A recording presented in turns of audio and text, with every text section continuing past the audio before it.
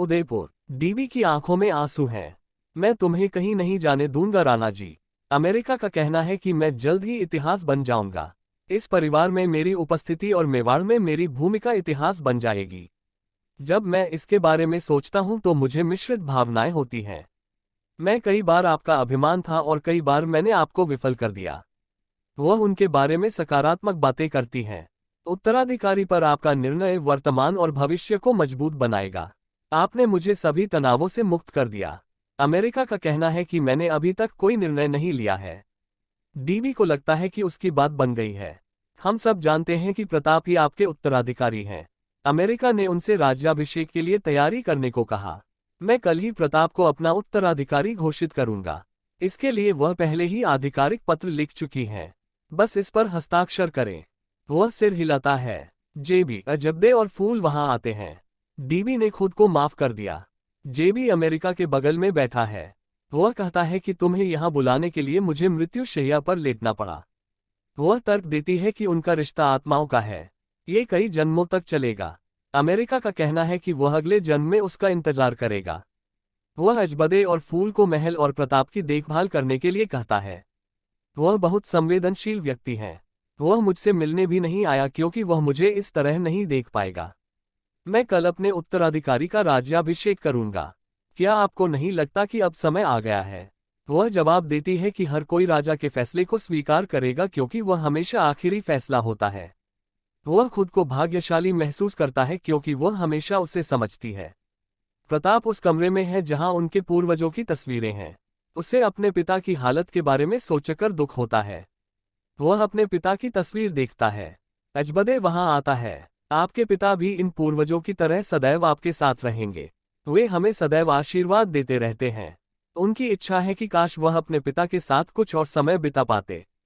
काश मैं उसके दर्द को कम करने के लिए कुछ कर पाता। वह कहती है कि तुमने जो किया वही किया। इस अपराधबोध को अपने दिल से निकाल दीजिए। पिता से मिलें।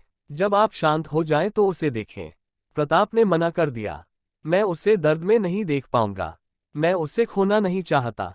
वह आंसुओं में है। अमेरिका ने एक पत्र लिखकर बताया है कि जब वह नहीं रहेंगे तो किसे क्या मिलेगा। वह चुंडावत जी को बुलाता है। आप और आपका परिवार सदियों से हमारे साथ हैं। मुझे आप पर विश्वास है कि आप इस पत्र को अपने पास सुरक्षित रखेंगे। आप इसे सही समय पर साझा करेंगे। चुंडावत जी ने उन्हें इसका आश्वासन दिया। डीबी पत्र को देखता है। वह बाहर चली जाती है क्योंकि वह समझ जाती है कि अमेरिका चुंडावत जी से अकेले में बात करना चाहता है। अमेरिका ने चुंडावत जी के पिता को सुरक्षित रखने के लिए कुछ दिया था। उसे यहाँ लाओ। मैं इसे प्रताप को देना चाहता हूँ। चुंडावत जी चले जाते हैं। प्रताप के दिमाग में वैद्य जी की बातें गूंजती हैं। एक सिपाही दौड़कर उसके पास आता है। वह राणा जी का नाम लेता है। प्रताप तुरंत अपने पिता के कमरे की ओर भागता है। अमेरिका अब नहीं रहा। प्रताप टूट गया। जैसे ही उसकी आंखों के सामने अपने पिता के साथ पुरानी यादें ताज़ा हो गईं, उसके गालों पर आंसू बहने लगे। उसकी चीख से महल गूंज उठता है। महल में हर कोई रोने लगता है। डीबी ने अपने आभूषण उतार दिए। सभी आदमी अपनी पगड़ी नीचे उतार देते हैं। सभी लोग कोर्ट रूम में जमा हो गए हैं। जगमाल अपने पिता के लिए रोने का नाटक करता है। चुंडावत जी मंच पर आते हैं। रायमल उनसे इस बात से नाराज हैं कि उन्होंने ऐसे नाजुक वक्त में सभी को यहाँ बुलाया। चुंडावत जी उनसे क्षमा मांगते हैं, लेकिन परंपराओं को महत्व देना और भी महत्वपूर्ण हो जाता है। राजा के मन में भी यही विचार आया। अंतिम संस्कार के बाद उत्तराधिकारी गद्दी संभालता है। डीबी उसे आगे बढ़ने के लिए कहता है। आचार्य भी प्रताप को अपनी भावनाओं पर नियंत्रण रखने की सलाह देते हैं।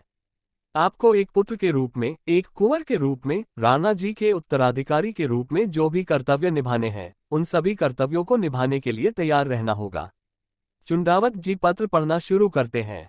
जब वह पत्र में प्रताप के स्थान पर उत्तराधिकारी के रूप में जगमाल का नाम पढ़ता है तो वह आश्चर्यचकित रह जाता है। हर कोई अचंभित है।